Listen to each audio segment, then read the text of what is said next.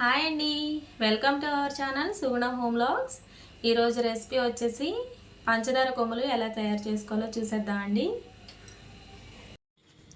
ముందుగా ఒక బౌల్ తీసుకోండి. దానిలో ఒక కప్పు మైదా పిండిని అయితే తీసుకున్నానండి. కొద్దిగా సాల్ట్, అలాగే గోరువెచ్చని నెయ్యి అయితే మనం ఏ కప్పుతో అయితే మైదా పిండిని తీసుకున్నామో ఆ కప్పుతోనే ఒక పావు వంతు గోరువెచ్చని నెయ్యిని అయితే తీసుకుని బాగా కలుపుకోవాలి. ఈ విధంగా కలుపుకున్న పిండి అయితే మనం చేత్తో ఇలా ముద్ద చేసుకున్నప్పుడు అది ముద్దలాగా రావాలండి. మీరు ముద్ద చేసుకున్నప్పుడు ఈ విధంగా అయితే రాకపోతే కనుక మరి కొద్దిగా నెయ్యి వేసుకొని కలుపుకోండి. ఈ విధంగా కలుపుకున్న పిండిలో గోరువెచ్చని వాటర్ని అయితే తీసుకోండి. గోరువెచ్చని నీళ్లు కొద్ది కొద్దిగా పోసుకుంటూ కలుపుకోవాలి. మనం చపాతీ ముద్దను ఏ విధంగా కలుపుకుంటామో ఆ విధంగా కలుపుకోవాలండి.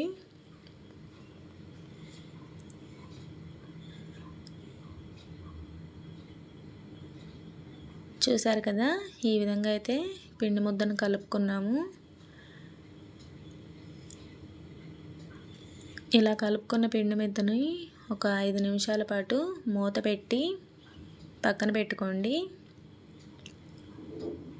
ఒక 5 నిమిషాల తర్వాత ఆ పిండిని తీసుకుని మనం చపాతీ అయితే ఏ విధంగా చేసుకుంటామో అలా ప్రెస్ చేయండి.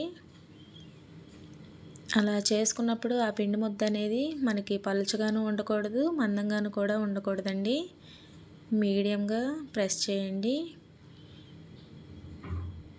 అలా చేసుకున్న చపాతీని వీడియోలో చూపిస్తున్న విధంగా అయితే కట్ చేసుకోవాలండి. నేనైతే వీడియోలో చూపిస్తున్న విధంగా కట్ చేసుకున్నాను. మీకు నచ్చిన షేప్లో మీరు కట్ చేసుకోవచ్చు. మనకి ఏ షేప్ కావాలో ఆ షేప్లో మనం కట్ చేసుకోవచ్చు. నేనైతే ఈ విధంగా కట్ చేసుకున్నాను.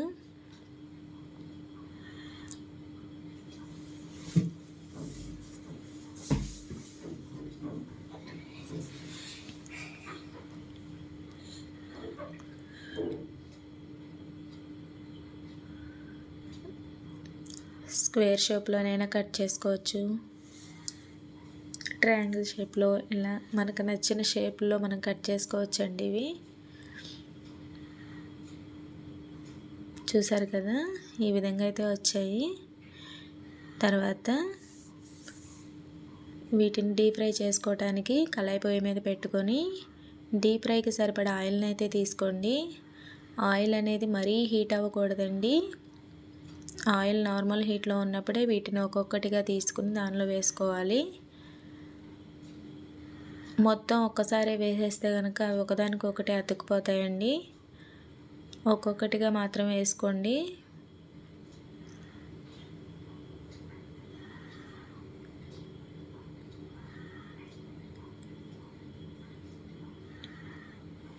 ఈ విధంగా వేసుకున్న కొమ్ములను వెంటనే కదపకండి.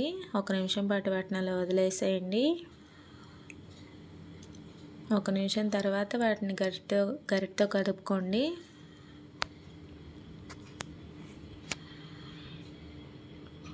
మైదా పిండి అంటే ఇష్టపడని వాళ్ళు మనం ఆ మైదా ప్లేస్లో గోధుమ పిండిని కూడా తీసుకోవచ్చండి. గోధుమ పిండితో కూడా చేసుకోవచ్చు, లేదా అది హాఫ్ ఇది హాఫ్ వేసుకుని కూడా చేసుకోవచ్చు.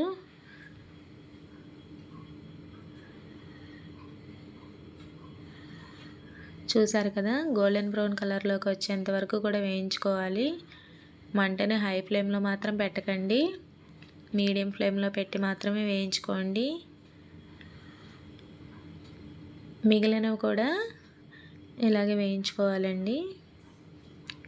వీడియోలో చూపిస్తున్న విధంగా ఒక్కొక్కటిగా మాత్రమే తీసుకుని వేసుకొని అవి గోల్డెన్ బ్రౌన్ కలర్లోకి వచ్చేంత వరకు కూడా వేయించుకోవాలి.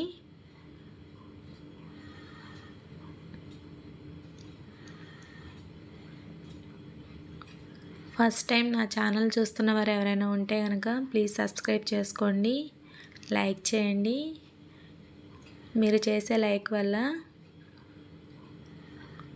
నా ఛానల్ ఇంకొంతమందికి రీచ్ అవుతుంది.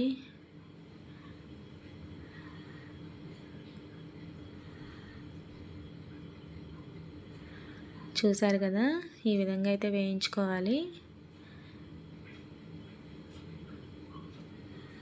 మనకి కొమ్ములు ఈ విధంగా అయితే రెడీ అయిపోయినాయండి. వీటిని తీసుకుని ఒక బౌల్లో పెట్టుకోండి.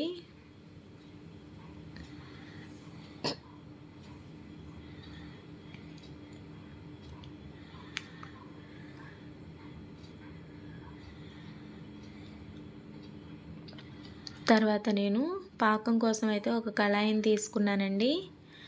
మనం ఏ కప్పుతో అయితే మైదా పిండిని తీసుకున్నామో అదే కప్పుతో ఒక కప్పు పంచదారని అయితే తీసుకోండి. దానిలో అదే కప్పుతో ఒక పావు వంతు వాటర్ అయితే పోసుకోండి.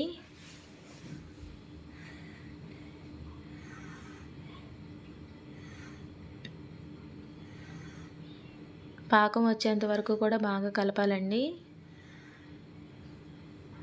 మనకి పాకం అనేది తీగ పాకం రావాలండి. నాకు పాకం వచ్చిన వీడియో అయితే స్కిప్ అయింది. తీగ పాకం వచ్చేంత వరకు కూడా కలుపుకోండి. తీగ పాకం వచ్చిన తర్వాత మనం ఆ కొమ్ములన్నిటినీ దీనిలో వేసుకోవాలి. మనకి తీగ పాకం వస్తూ ఉండగానే కొంచెం ఫ్లేవర్ కోసం అయితే యాలకుల పొడిని, ఒక స్పూన్ యాలకుల పొడిని అయితే తీసుకోండి.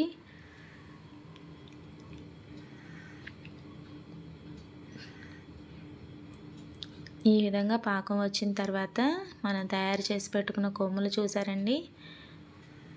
ఒకసారి మీకు కొమ్ములను అయితే చూపిస్తాను. చూసారు కదా, ఈ విధంగా అయితే మనకు కొమ్ములు వేయించుకున్నాము. క్రిస్పీగా ఉన్నాయండి.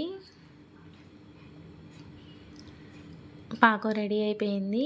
ఈ రెడీ అయిన పాకంలో మనం ఈ కొమ్ములన్నిటిని వేసుకొని పైకి కిందకి కదుపుకోండి. పాకం అంతా వాటికి పట్టేంత వరకు కూడా కలుపుకోవాలి. చూసారు కదా, ఈ విధంగా అయితే రెడీ అయిపోయినాయి. నోరూరించే కమ్మని చక్కెర